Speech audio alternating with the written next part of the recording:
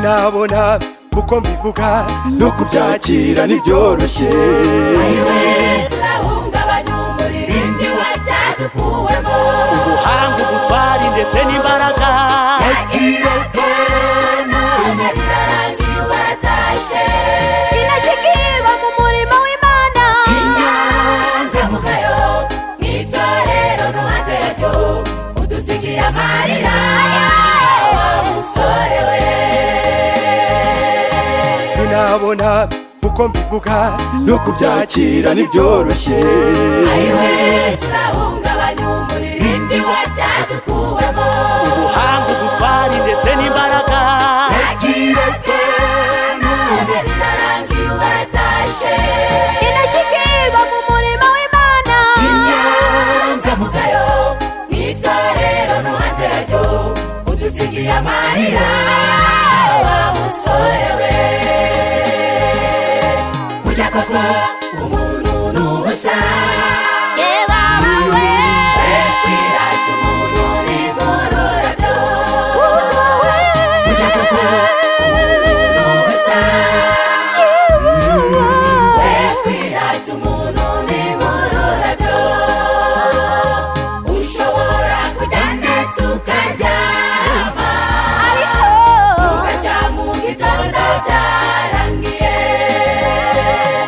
Ushobora gufata n'urugendo uri muzima, bikarangira ubaye nyakwigendera. Uburanga cyangwa se igihagararo ntabwo byasubika itariki yawe. Burya koko umuntu ni ubusa, kwirata umuntu ni ngororabyo. Burya koko umuntu ni ubusa, kwirata umuntu ni ngororabyo.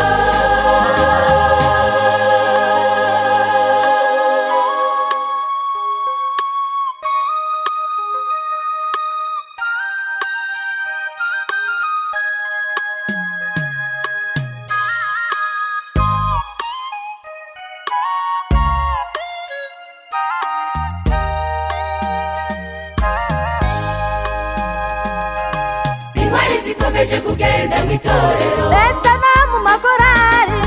Mbese uyu uko agiye kandi yaradufatiye runini, imirimo yakoraga muri korari n'induri wihagararemo. Intwari zikomeje kugenda mu itorero, ndetse no mu makorari. Mbese uyu uko agiye kandi yaradufatiye runini, imirimo yakoraga muri korari n'induri wihagararemo. Burya koko umuntu ni ubusa, kwirata umuntu ni ngororabyo. Burya koko umuntu ni ubusa, kwirata umuntu ni ngororabyo. Burya koko umuntu ni ubusa, kwirata umuntu ni ngororabyo.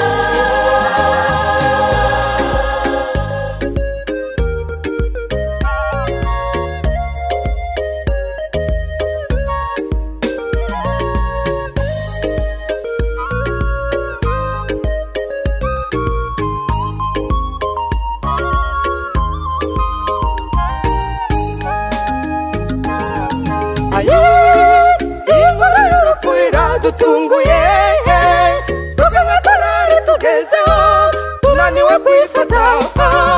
Gukomera kwacu nako, gukomera kwacu na Imana, gukomera kwacu nako, gukomera kwacu na Imana. Inkuru y'urupfu iradutunguye, tugana korari tugezeho tunaniwe kwifata. Gukomera kwacu nako, gukomera kwacu na Imana, gukomera kwacu nako, gukomera kwacu na Imana. Imfura zikomeje kugenda zidushiraho, ariko hari ibyiringiro y'uko abera bazongera kubaho babane n'Imana.